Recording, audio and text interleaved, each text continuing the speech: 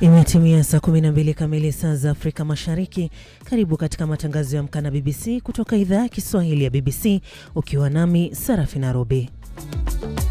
Tulionayo katika Amka na BBC leo hii. Baada ya uchaguzi mkuu wa Oktoba 29 nchini Tanzania uliokumbwa na ghasia, baadhi ya familia zinaelezea kupotea kwa wapendwa wao, ambapo baadhi wamedhibitisha kuuawa huku wengine mpaka sasa bado hawajui wako wapi. Uchunguzi wa BBC umepata ushahidi kwamba mpango tata wa kuajiri watu Urusi umekuwa ukiwahadaa vijana wanawake wa Kiafrika kufanya kazi katika kiwanda cha ndege zisizo na rubani. Na kwenye gumzo leo hii tunaangazia wajibu wa uangalizi wa uchaguzi. Je, ripoti zao huweka mambo bayana na zina umuhimu upi? Waangalizi wanatoa mapendekezo, hawatoi amri, wanatoa mapendekezo. Mapendekezo yanahitaji kufanyiwa kazi na wahusika.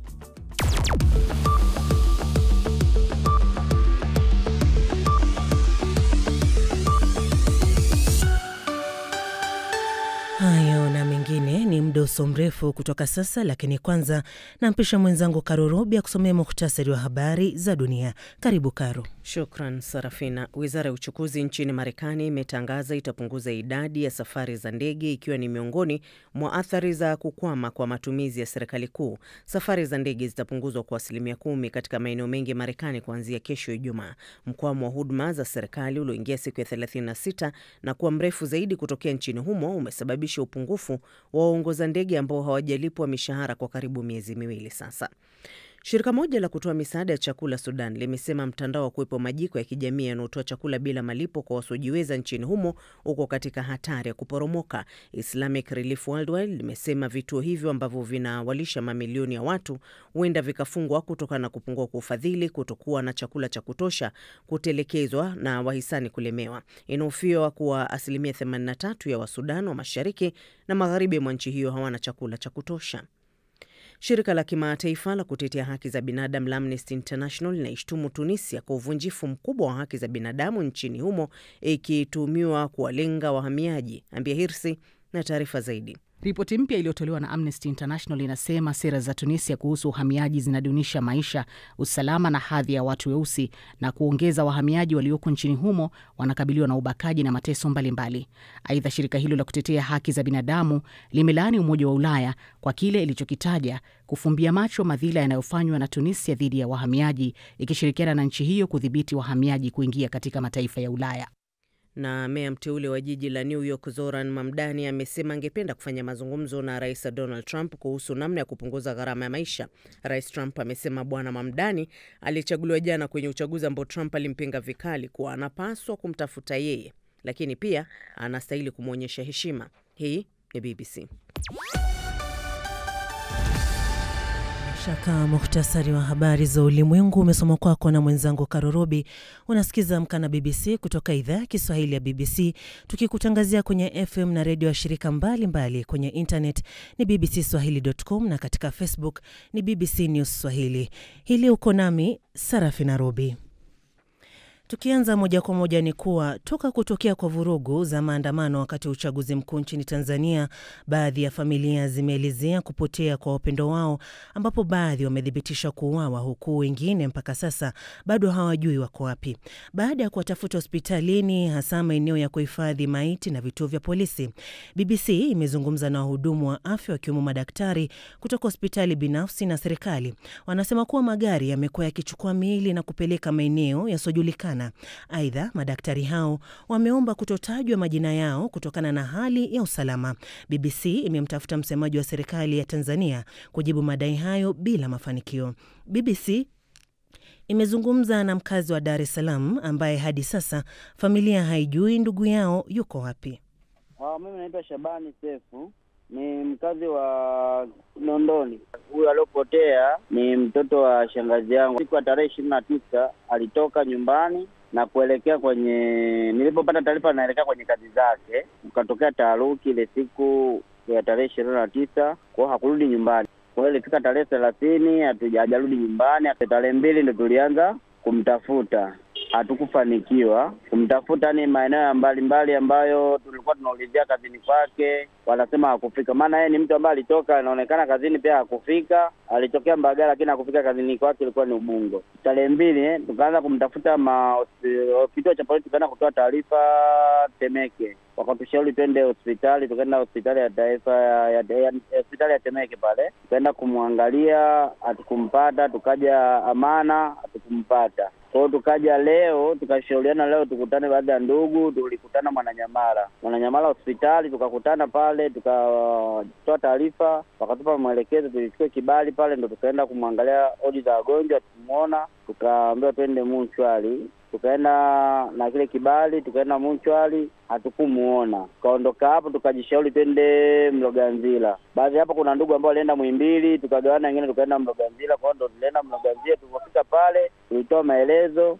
wakasema kwamba hapa walipokuwepo na maiti zipo tu ambazo zina wenyewe. Kwa walitupa ile karatasi, ina maana haina haja kwenda Munchwali kuangalia. Tukaondoka, ndo nikarudi mpaka sasa hivi, na tukapata mawasiliano wa watu walioenda Muhimbili na wao hawakufanikiwa kumuona. Kwa mpaka sasa hivi hatujui alipo. Yeye ana mazoea ya kutoka nyumbani labda na kwenda sehemu, yani akalala sehemu nyingine mbali na nyumbani? Hapana, ndio maana tukawa na shauku ya hivyo, kwa sababu huwa anaenda kazini na anarudi. Kwa hiyo ndio maana tukawa na shauku ya kumtafuta, kwa sababu sio kawaida yake. Kuna marafiki zake wote wa karibu ambao unajua labda pengine mienendo yake? Kaka yake mzazi ambao anazaliwa naye aliwapigia baadhi ya watu wanaofanya naye kazi, ambao wanasema ile kwa ile siku hakufika kazini. Sasa ndo hatujajua kwamba alipotelea mazingira gani. Kutokana na zile vurugu, labda maana yatokea Mbagala mpaka kufika Ubungo, hapa katikati ndo hatujajua kwamba alifika au hakufika. Jina lake kamili ni nani na anafanya shughuli gani? Shabani Bakari Hamisi.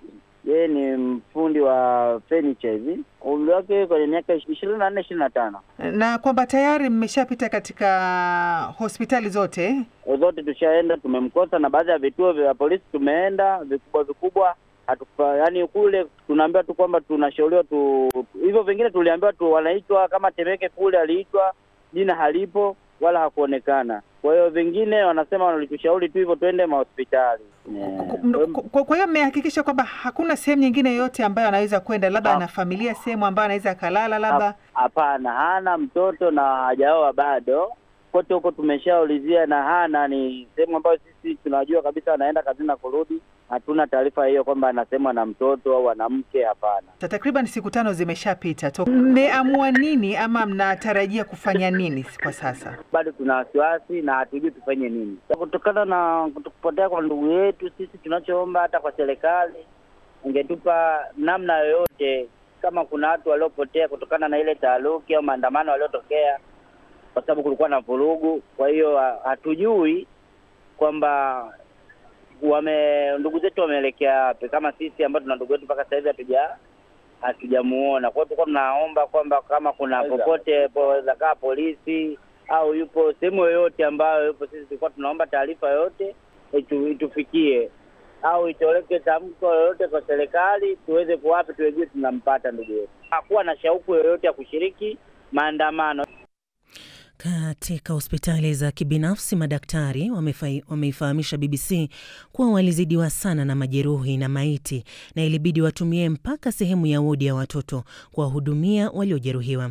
Anasema daktari kuwa hali ilikuwa mbaya. Tulikuwa hapa kazini kwa siku 5, wagonjwa na majeruhi wengi. Sitasahau katika maisha yangu, yalikuwa mazingira magumu zaidi ya kazi maishani mwangu. Ni maoni ya mmoja wa madaktari jijini Dar es Salaam, ambapo anaendelea kusema miili tulipeleka sehemu nyingine, hospitali nyingine wakakataa kwa sababu nao wamejaza. Tukarudisha hapa tukaweka, lakini baadaye kuna magari yakachukua miili yote, hatujui imeenda wapi. Katika hospitali ya taifa ya Muhimbili, madaktari ambao hawakutaka majina yao kutajwa wameiambia BBC kuwa magari yaliokuwa na nambari ya usajili wa baraza la jiji la Dar es Salaam yamekuwa yakifika hospitalini na kusafirisha miili ya watu waliofariki wakati wa maandamano.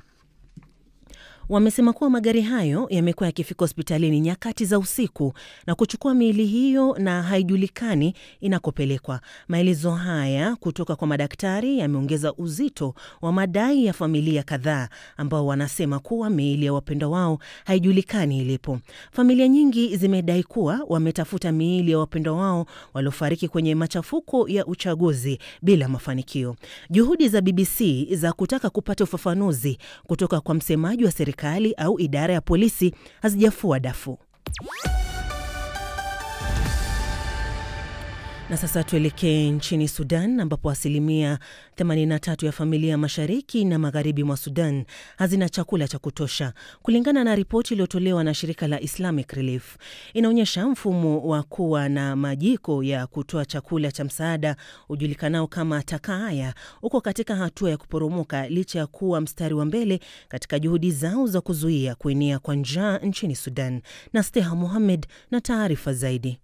Utafiti wa mahojiano ya kina kote Sudani inaonyesha jamii ya kimataifa imetelekeza upatikanaji na usambazaji wa chakula, huku majiko mengi ya jamii yakikabiliwa na uwezekano wa kufungwa ikiwa hakutakuwa na usaidizi. Sehemu kama vile Al-Fasha huko Darfur, majiko ambayo yanaendeshwa na jamii ndio tegemeo pekee ya upatikanaji wa chakula kwa familia nyingi, huku misaada ya kimataifa ikikatizwa au kupunguzwa.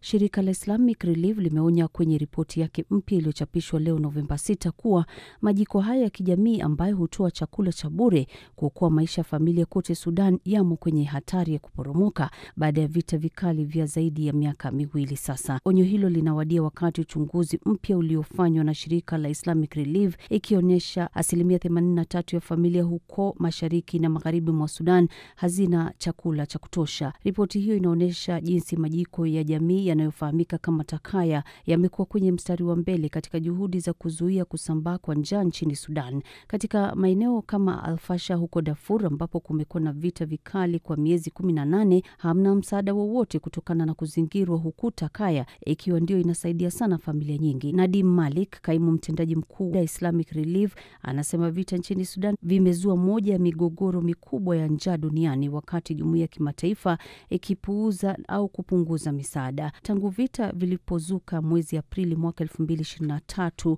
Islamic Relief imesaidia zaidi ya watu milioni 1.2 kwa misaada kama vile chakula, vifaa vya matibabu, msaada wa pesa taslimu, msaada wa kilimo na msaada wa afya ya akili. Uchunguzi wa BBC umepata ushahidi kwamba mpango tata wa kuajiri watu wa Urusi umekuwa ukiwahadaa vijana wanawake wa Kiafrika kufanya kazi katika kiwanda cha ndege zisizo na rubani katika Jamhuri ya Tatarstan ya Urusi. Mpango huo wa Anza wa Alabuga huajiri wanawake wenye umri wa miaka 18 hadi 22 kutoka Afrika, Marekani kusini na kusini mashariki mwa Asia. Unaahidi kuwapa ujuzi wa kitaaluma na uzoefu wa kimataifa, lakini mwanamke ambaye alishiriki katika kipindi hicho mwaka jana ameiambia BBC kwamba alidanganywa kuunda ndege zisizo na rubani, alichomwa na kemikali na alilipwa chini ya alichoahidiwa.